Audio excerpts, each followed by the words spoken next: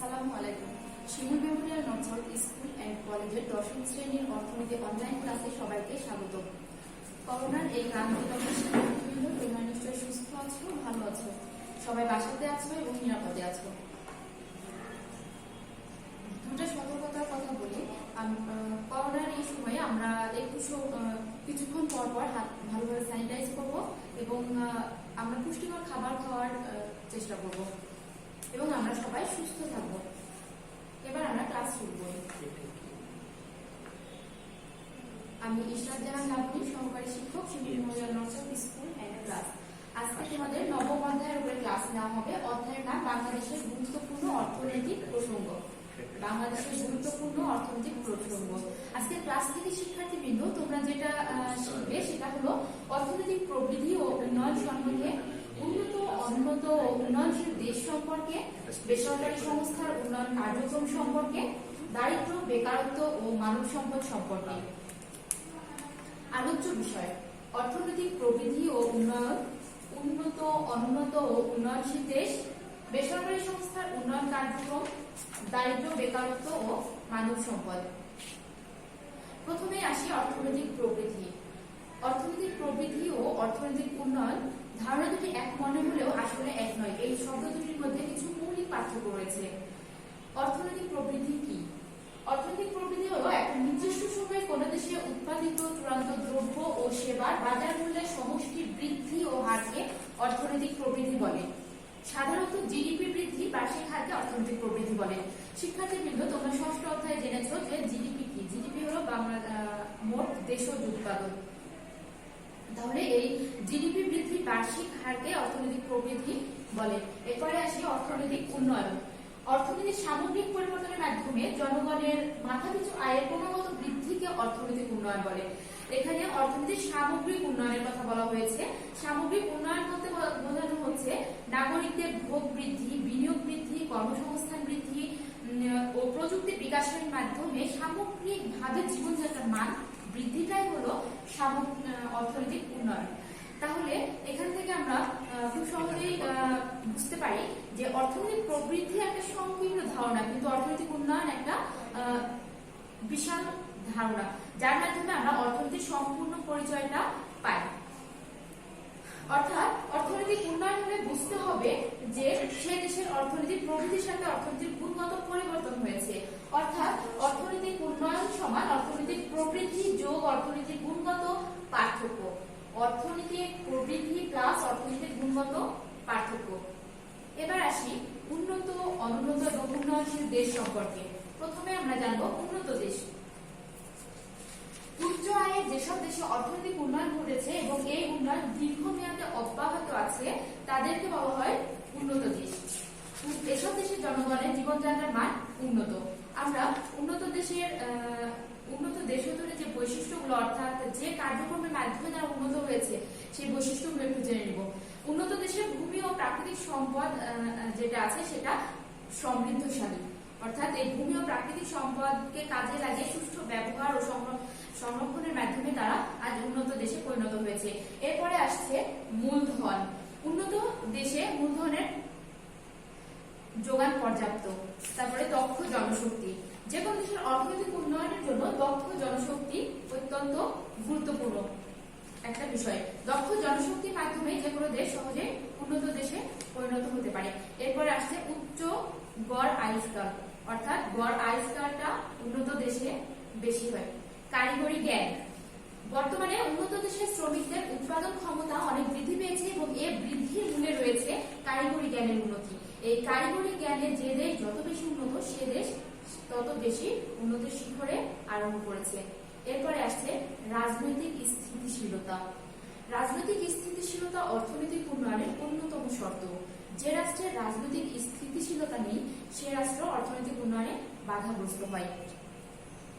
স্থিতিশীলতা বলতে এক সরকারি দল এবং বিরোধী দলের মধ্যে সমন্বয়হীনতা। অবশ্যই তাদের ভিতরে সমন্বয়হীনতা থাকবে, কিন্তু তাদের মতামতগুলো দেশের উন্নয়নের ক্ষেত্রে মতামতগুলো একই রকম হবে। এরপরে আসছে ভৌত অবকাঠামো তথা উন্নত পরিবহন ব্যবস্থা। যেখানে ভৌত অবকাঠামো ও পরিবহন ব্যবস্থা যত বেশি উন্নত সেখানে তত বেশি উৎপাদন ও উন্নয়ন হয়। জনগণ সেখানে মূলধনটা তাদের বিনিয়োগ করতে সাহস পায়। পরিবহন ব্যবস্থার উন্নতির ফলে উৎপাদন বৃদ্ধি পায় এবং এর ফলে বিনিয়োগও বৃদ্ধি পায়। এরপরে আসি অনুন্নত দেশ। যেসব দেশে স্বল্প মাথাপিছু আয়, জীবনযাত্রার মান নিম্ন, অধিকাংশ লোক কৃষি পেশায় নিয়োজিত, উচ্চ হারে জনসংখ্যা বৃদ্ধি ও বেকারত্ব রয়েছে, সেসব দেশকে অনুন্নত দেশ বলা হয়। তাহলে অনুন্নত দেশে উচ্চ হারে বেকারত্ব বিদ্যমান থাকে, সেখানে অধিকাংশ মানুষ কৃষি পেশায় নিয়োজিত থাকে। এটা হলো অনুন্নত দেশের অনুন্নত দেশ। অনুন্নত দেশের বৈশিষ্ট্য মধ্যে প্রথমে আসছে, আমরা জেনে নিই অনুন্নত দেশে কেন সেসব দেশ অনুন্নত। এখানে কম উৎপাদনশীল কৃষিখাত, অর্থাৎ অনুন্নত দেশে কৃষিখাতই প্রধান, কিন্তু তাদের উৎপাদনশীল খাতটা অনুন্নত, অর্থাৎ সনাতন পদ্ধতিতে তারা এখনো কৃষি কাজ করে থাকে। এরপরে আসছে কৃষিভিত্তিক অর্থনীতি। এসব দেশের জাতীয় আয়ের একটি বড় অংশ কৃষি খাত থেকে আসে, কিন্তু এই কৃষি খাতটাই তাদের অনুন্নত, এই জন্য এসব দেশ অনুন্নত। এরপরে আসছে বেকারত্ব। অনুন্নত দেশের অর্থনীতি কৃষিভিত্তিক হওয়ায় ছদ্মবেশী ও মৌসুমী বেকারত্ব প্রকটভাবে পরিলক্ষিত হয় এখানে। এরপরে আসছে কম মাথাপিছু আয়। কম মাথাপিছু আয়, অনুন্নত দেশে মাথাপিছু আয় ও সঞ্চয় কম, ফলে বিনিয়োগ ও উৎপাদন কম হয়। এরপরে আসছে দারিদ্র্যের দুষ্ট চক্র। অনুন্নত দেশে যেটা অত্যন্ত গুরুত্বপূর্ণ একটা বৈশিষ্ট্য। এই দারিদ্র্যের দুষ্ট চক্রের প্রবক্তা হলেন র্যাগনার নার্স। র্যাগনার নার্স বলেছেন, অনুন্নত দেশ অনুন্নত বলেই তারা অনুন্নত, অর্থাৎ এই যে দারিদ্র্যের দুষ্ট চক্র, এটা একটা চক্রাকারে ঘুরছে। সেখানে দারিদ্র্যের দুষ্ট চক্র এখানে কম উৎপাদনের ফলে আয় কম হয়, আয় কম হলে সঞ্চয় কম হয়, সঞ্চয় কম হওয়ার ফলে বিনিয়োগ কম হয়, মূলধন কম হয়, ফলে উৎপাদনও কম হয়। এই যে চক্রাকারে আবর্তন করছে, এই জন্যই এটাকে বলা হচ্ছে দারিদ্র্যের দুষ্ট চক্র। ভূমি ও প্রাকৃতিক সম্পদের ব্যবহার। অনুন্নত দেশে যে যথেষ্ট পরিমাণ প্রাকৃতিক ও ভূমি ও প্রাকৃতিক সম্পদ থাকলেও প্রযুক্তি ও কৌশল পরিবর্তন করে ভূমি ও প্রাকৃতিক সম্পদ যথাযথ ব্যবহার করতে পারে না, ফলে সব দেশ অনুন্নত। এরপরে আসছে অনুন্নত যোগাযোগ ও পরিবহন ব্যবস্থা। আমরা উন্নত দেশের বৈশিষ্ট্য দেখলাম, সেখানে যোগাযোগ ও পরিবহন ব্যবস্থা উন্নতির কারণে সেখানে উৎপাদন বৃদ্ধি পেয়েছে, বিনিয়োগ বৃদ্ধি পেয়েছে, কিন্তু এইখানে অনুন্নত দেশে যোগাযোগ ও পরিবহন ব্যবস্থা খারাপের জন্য এখানে উৎপাদন কম হয় এবং বিনিয়োগ করতে জনগণ ভয় পায়। প্রতিকূল বাণিজ্য শর্ত। অনুন্নত দেশগুলো শিল্পে উন্নত না থাকায় এসব দেশে কৃষিজাত পণ্য, কাঁচামাল, প্রাথমিক পণ্য রপ্তানি করে এবং শিল্পজাত পণ্য আমদানি করে। এই শিল্পজাত পণ্য আমদানি করার কারণে তারা কম অর্থে এই দেশীয় কাঁচামালগুলো তারা বিদেশে রপ্তানি করছে, কিন্তু যখন সেগুলো শিল্পভিত্তিক বিভিন্ন প্রক্রিয়াকরণের মাধ্যমে শিল্পজাত পণ্য উৎপাদন হচ্ছে, তখন আমাদের দেশে যখন আসছে তখন আমরা সেগুলো অধিক দামে ক্রয় করছি। এর ফলে আমাদের বাণিজ্যে অনেকটা প্রতিকূলতার সৃষ্টি হচ্ছে। অনুন্নত শিল্প কাঠামো। অনুন্নত দেশ শিল্প কাঠামো সে সকল দেশের বৃহদায়তন মূলধনী শিল্প খুবই কম, আর সেই কারণে এখানে আমাদের অনুন্নত শিল্প কাঠামো বিরাজ করছে এবং এই অনুন্নত শিল্প কাঠামো বিরাজ করার কারণে সেসব দেশ অনেক উন্নতি করতে পারছে না। এরপরে আসি উন্নয়নশীল দেশ। উন্নয়নশীল দেশ বলতে সেসব দেশকে বোঝায় যেসব দেশে কিছুটা অর্থনৈতিক উন্নয়ন সাধিত হয়েছে এবং ভবিষ্যতেও উন্নয়নের যথেষ্ট সম্ভাবনা রয়েছে। যেমন বাংলাদেশকে আমরা বর্তমানে বাংলাদেশ উন্নয়নশীল দেশ হিসেবে পরিচিতি লাভ করেছি। তাহলে উন্নয়নশীল দেশের সংজ্ঞায় আমরা আবার বলতে পারি যে উন্নয়নশীল দেশ বলতে সেসব দেশকে বোঝায় যেসব দেশে কিছুটা অর্থনৈতিক উন্নয়ন সাধিত হয়েছে এবং ভবিষ্যতে উন্নয়নের যথেষ্ট সম্ভাবনা রয়েছে।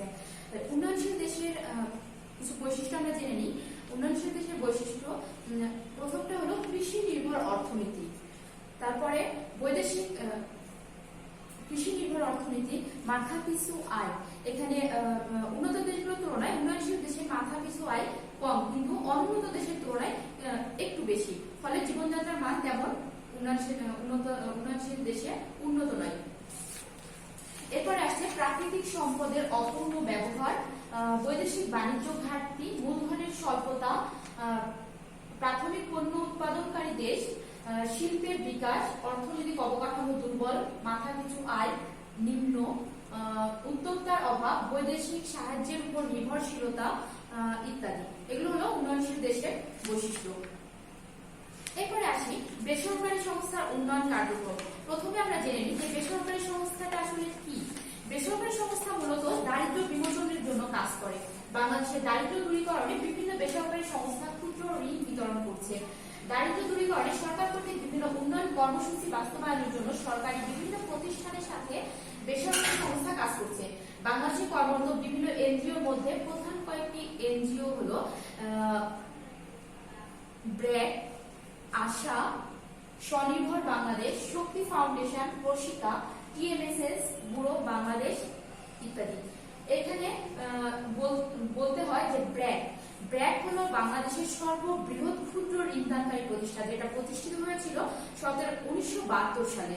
1972 সালে ব্র্যাকের পূর্ণ রূপ হলো Bangladesh rural advancement committee. Bangladesh rural advancement committee. এরপরে আসছে আশা। আশা হলো association for social advancement. Association for social advancement, যেটা 1992 সালে ক্ষুদ্র ঋণ কর্মসূচি পরিচালনা করে আসছে 1992 সাল থেকে। টিএমএসএস। টিএমএসএসটা হলো ঠ্যাঙ্গামারা মহিলা সবুজ সংঘ, যেটা টিএমএসএস এর আরেকটা নাম হলো ঠ্যাঙ্গামারা মহিলা সবুজ সংঘ, যেটা সবগুলো এনজিও বেসরকারি প্রতিষ্ঠানই আমাদের গ্রামীণ দারিদ্র্য দূরীকরণে কাজ করে এবং নারীদেরকে নিয়ে বেশি কাজ করে, গ্রামীণ দুস্থ নারীদেরকে নিয়ে। তো এগুলোর মধ্যে সবচেয়ে যে সংস্থাটি সবচেয়ে বেশি নারীদের নিয়ে কাজ করে সেটা হলো টিএমএসএস বা ঠ্যাঙ্গামারা মহিলা সবুজ সংঘ। এরপরে আসছে দারিদ্র্য। দারিদ্র্যটা কি? দারিদ্র বলতে এমন এক অবস্থাকে বোঝায় যেখানে মানুষের মৌলিক চাহিদাগুলো পূরণ হয় না। মৌলিক চাহিদাগুলো কি শিক্ষার্থীবৃন্দ? আমাদের মৌলিক চাহিদা হলো খাদ্য, বস্ত্র, বাসস্থান, শিক্ষা, চিকিৎসা। অর্থাৎ যারা বেঁচে থাকার জন্য প্রয়োজনীয় ক্যালোরি ও ন্যূনতম প্রয়োজনীয় উপকরণটুকু জোগাড় করতে পারে না, তাদেরকে আমরা দরিদ্র বলি। তাহলে শিক্ষার্থীবৃন্দ, তোমাদের অনুধাবনমূলক প্রশ্নে অনেক সময় এসে থাকে যে দারিদ্র বলতে কি বুঝাই, তাহলে আমরা সহজে নিশ্চয়ই অ্যান্সারটা দিতে পারবো। এরপরে আসছে দারিদ্র নিরসনে গৃহীত কার্যক্রম। দারিদ্র নিরসনে বাংলাদেশের দরিদ্র জনগোষ্ঠীর কর্মসংস্থান, আয় বৃদ্ধি ও উন্নয়নের জন্য সরকারি ও বেসরকারি এনজিও প্রতিষ্ঠান পর্যায়ে বিভিন্ন কর্মসূচি রয়েছে। এই কর্মসূচিগুলোর মধ্যে প্রধান কয়েকটি কর্মসূচি হলো যেমন সামাজিক নিরাপত্তা বেষ্টনী কর্মসূচি। সামাজিক নিরাপত্তা বেষ্টনী কর্মসূচি। এই সামাজিক নিরাপত্তা বেষ্টনী কর্মসূচির উল্লেখযোগ্য কর্মসূচিগুলো হলো নগদ অর্থ সহায়তা প্রদান কার্যক্রম। নগদ অর্থ সহায়তা প্রদান কার্যক্রম, এটা বিভিন্ন ভাতা। তোমরা জেনে থাকবে যে বয়স্ক ভাতা, বিধবা ও স্বামী পরিত্যক্তা অবস্থ নারী ভাতা, মহান মুক্তিযুদ্ধে অংশগ্রহণশীল মুক্তিযোদ্ধাদের জন্য মুক্তিযোদ্ধা ভাতা, যেটা সরকার দিয়ে থাকে। এরপরে আসছে নগদ অর্থ সহায়তা প্রদান কার্যক্রম বিশেষ। দুইটাই কিন্তু, প্রথমটা হলো নগদ অর্থ সহায়তা প্রদান কার্যক্রম বিভিন্ন ভাতা, 2 নম্বর হচ্ছে নগদ অর্থ সহায়তা প্রদান কার্যক্রম বিশেষ। এখানে যাদেরকে এই অর্থ সহায়তাটা দেওয়া হয় তারা হলেন অ্যাসিডদগ্ধ ও শারীরিক প্রতিবন্ধীদের পুনর্বাসনের জন্য ক্ষুদ্র ঋণ কার্যক্রম, দরিদ্র মায়েদের জন্য মাতৃত্বকালীন ভাতা, এদেরকে বিশেষ নগদ অর্থ সহায়তা প্রদান করা হয়। এরপরে আসছে খাদ্য নিরাপত্তা কার্যক্রম। খাদ্য নিরাপত্তা কার্যক্রম। দারিদ্র নিরসনে খাদ্য নিরাপত্তাটা অত্যন্ত গুরুত্বপূর্ণ। তো খাদ্য নিরাপত্তা নিশ্চিত করার জন্য বাংলাদেশ সরকারের খাদ্য ও দুর্যোগ ব্যবস্থাপনা মন্ত্রণালয়ের অধীনে কাজের বিনিময়ে খাদ্য কর্মসূচি, যেটাকে আমরা কাবিখা বলি, কাজের বিনিময়ে খাদ্য কর্মসূচি দেওয়া হয়। তারপরে ভিজিএফ কর্মসূচি দেওয়া হয় এবং মহিলা ও শিশু বিষয়ক মন্ত্রণালয়ের অধীনে ভিজিডি কর্মসূচি চালু রয়েছে, যেগুলো খাদ্য নিরাপত্তা কার্যক্রমের অংশ। এরপরে আসি বেকারত্ব। বেকারত্ব কি? বেকারত্ব হলো কাজ করতে সক্ষম ব্যক্তি প্রচলিত মজুরিতে কাজ করতে ইচ্ছুক কিন্তু কাজ পায় না, এই অবস্থাকে বলে বেকারত্ব। বেকারত্ব কাজ করতে সক্ষম ব্যক্তি ও প্রচলিত মজুরিতেই কাজ করতে ইচ্ছুক কিন্তু সে কাজ পায় না, সেটাই হলো বেকারত্ব। এখন বেকারত্ব কয়েকটা বৈশিষ্ট্য আছে। বৈশিষ্ট্যগুলো কি? মজুরি ভিত্তিক কোনো কাজ পায় না, প্রচলিত মজুরিতে কাজ করতে ইচ্ছুক, আয় উপার্জন থেকে বঞ্চিত, আর্থিক ও মানসিক যন্ত্রণায় ভোগে। তোমরা তোমাদের আশেপাশে অনেককেই লক্ষ্য করবে যারা এই বেকার হয়ে ঘুরে বেড়াচ্ছে এবং তাদের মধ্যে এই বৈশিষ্ট্যগুলো সহজেই অনুমেয়। এরপরে আসি বেকারত্বের প্রকৃতি।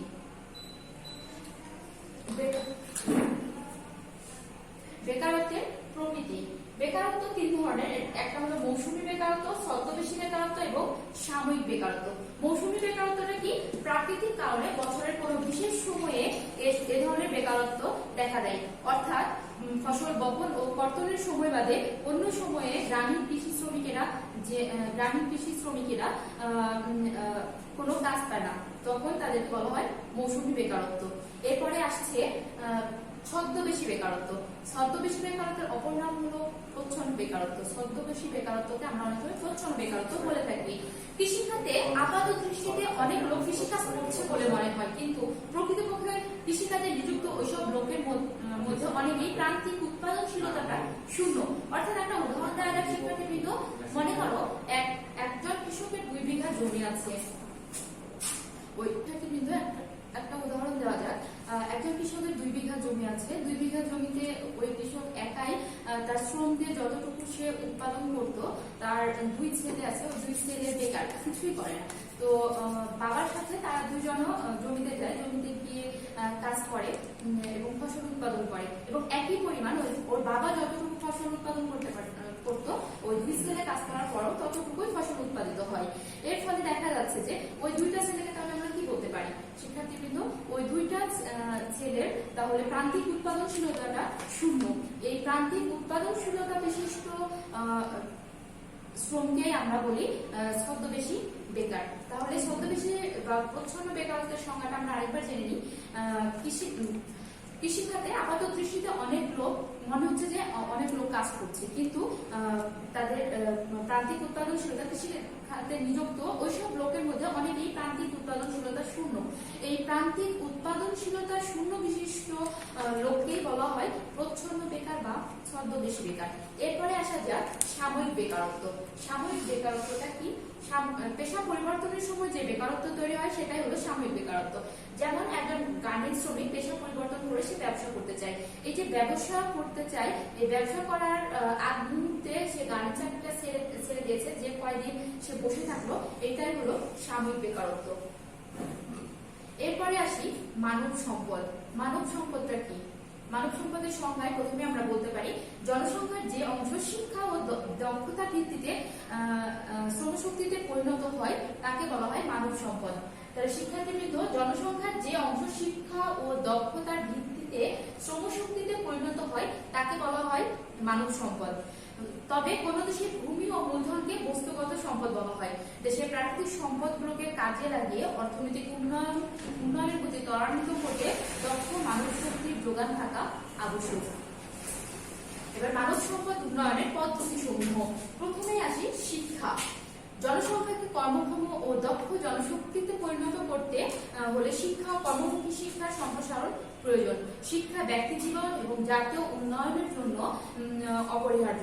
সুতরাং দেশের শিক্ষা ব্যবস্থায় আমূল পরিবর্তন করে সকলের জন্য কর্মমুখী শিক্ষা গ্রহণ করতে হবে, তবেই যে কোনো দেশের জনসংখ্যাকে জনসম্পদে পরিণত করা সম্ভব হবে। এরপরে আসি প্রশিক্ষণ। প্রশিক্ষণটা কি? দেশের শিক্ষিত এবং প্রশিক্ষিত জনবল অধিক উৎপাদনে সক্ষম। এর ফলে প্রশিক্ষণবিহীন শিক্ষিত মানুষের গুণগত মান উন্নয়ন সম্ভব নয়। সুতরাং মানব সম্পদ উন্নয়নের জন্য প্রশিক্ষণ অত্যন্ত জরুরি। এরপরে মানব সম্পদ উন্নয়নের আরো যে ব্যবস্থাগুলো নেওয়া যায় সেটা হলো খাদ্য ও পুষ্টি, উপযুক্ত বাসস্থান, নারীর ক্ষমতায়ন, মানব সম্পদ উন্নয়নের পরিকল্পনা, এগুলোর মাধ্যমে আমরা মানব সম্পদটাকে জনসংখ্যাকে মানব সম্পদে পরিণত করতে পারি। এরপরে শিক্ষার্থীবৃন্দ, আমার আলোচনা বিষয় এখানেই শেষ। তো এখান থেকে আমরা যে প্রশ্নগুলো তোমাদের করতে পারি তার মধ্যে কিছু প্রশ্ন, যেমন মূল্যায়ন কি, মানব সম্পদ কাকে বলে, ছদ্মবেশী বেকার কি, দারিদ্র্য কাকে বলে। তো শিক্ষার্থীবৃন্দ, আশা করছি করছি তোমরা ক্লাসটা অনেক মনোযোগ সহকারে করেছো এবং তোমরা বাসায় খুব ভালোভাবে চর্চা করবে। তোমাদের আগামী এই চ্যাপ্টারের উপরে টপ টেস্ট নেওয়া হবে, তোমরা বাসায় অনেক ভালোভাবে পড়াশোনা করবে।